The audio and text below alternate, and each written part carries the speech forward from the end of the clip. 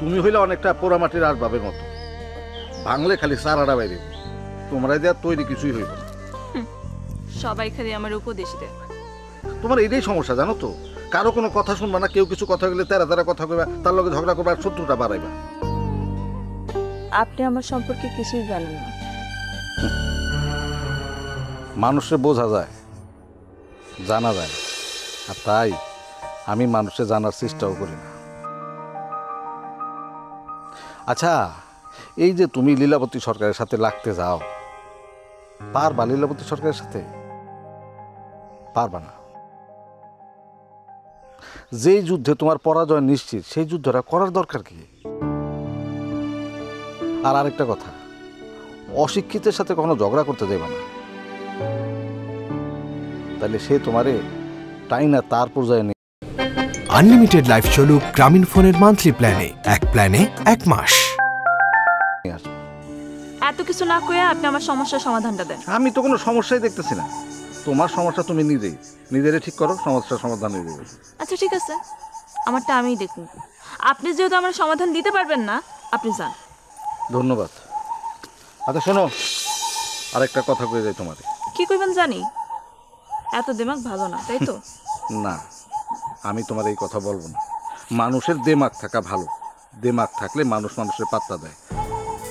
যেটা বলতে চাইতেছি সেটা হলো, তুমি নিশ্চয়ই আর কোনোদিন আমারে ডাকবে না, তারপরেও কখনো যদি কোনো দরকার হয় বাকারে ডাইকো।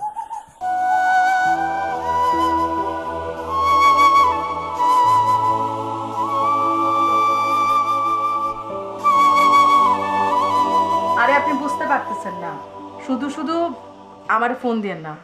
আপনি 1000বার ফোন দিলেও কাজ হইব না, আমি কোনো অন্যায় কাজ করতে পারবো না। আপনার জায়গা জমির যদি ঠিকঠাক মতো কাগজপত্র থাকে, কোনো জাল দলিল ছাড়া নিয়ে আসবেন, আমি দেখে দিব।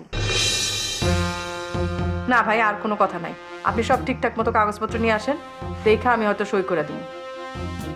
রাখতেছি। আসসালামু আলাইকুম। ওয়ালাইকুম সালাম।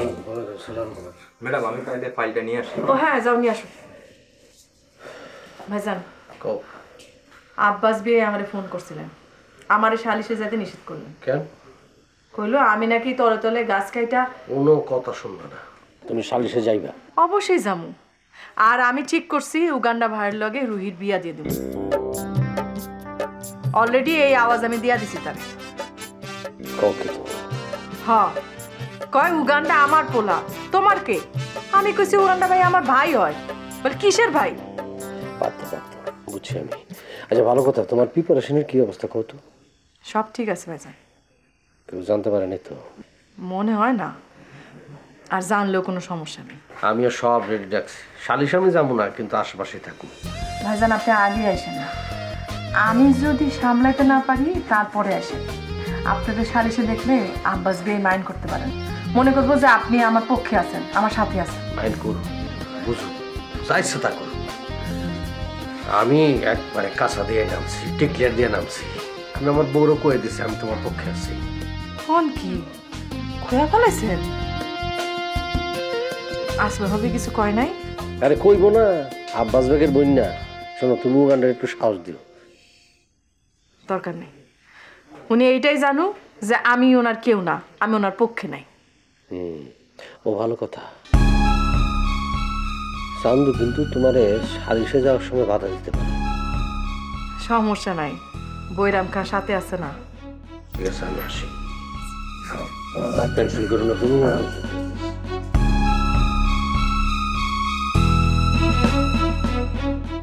বকুলপুর টিভিতে প্রচারিত হওয়ার পূর্বেই সম্পূর্ণ নতুন এপিসোড দেখুন শুধুমাত্র দীপ্ত প্লেতে।